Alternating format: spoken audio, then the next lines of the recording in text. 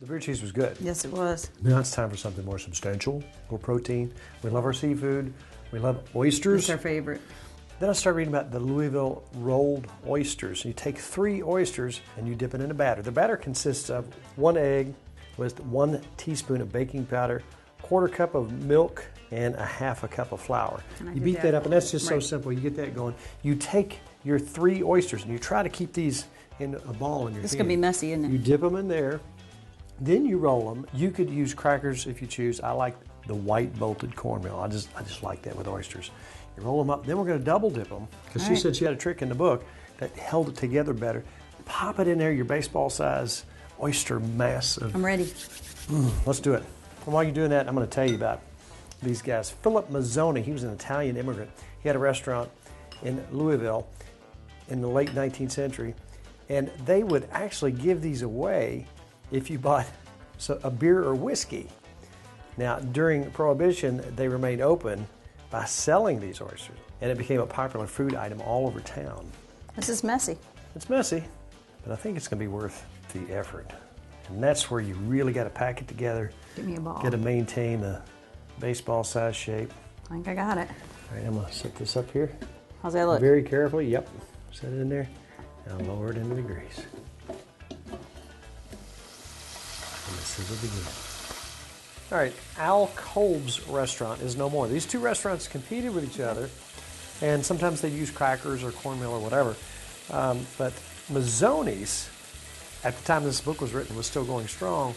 And I think maybe they both claimed them as their own, but here's what they look like. Wow. Oh, they're perfect. Right, one more. Louisville rolled oysters. Yum. Now, I made my sauce that you can go back and look on our green fried tomatoes. It's just a little bit of ketchup, a little bit of mayonnaise, a little bit of sweet mustard, and then some Thousand Island dressing. And then I put some Tony's in there. Mix it up and you're ready to go. Now, you know what? This is going to be too hot to handle. But, see, it says about baseball size. And it's kind of, you got to double dip them, I think. Like she said in the book. Can I do it? Yeah. Oh, look at that. Oh, yum. Oh, my goodness. Then you just bust it up. Now that looks good. Now look at that right there. Too hot to eat? It's probably too hot to eat. But I want it. I want it worse. You don't want my sauce? I just want to eat it That'll first. cool it down. Good. How you eating that? That's good. And I'm going to just roll in some of this cool sauce.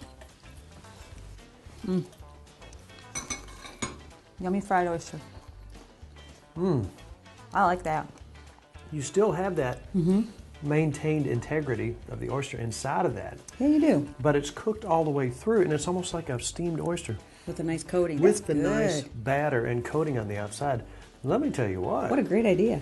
No wonder that was a success in the Louisville restaurant market back in the day. Man, that is good.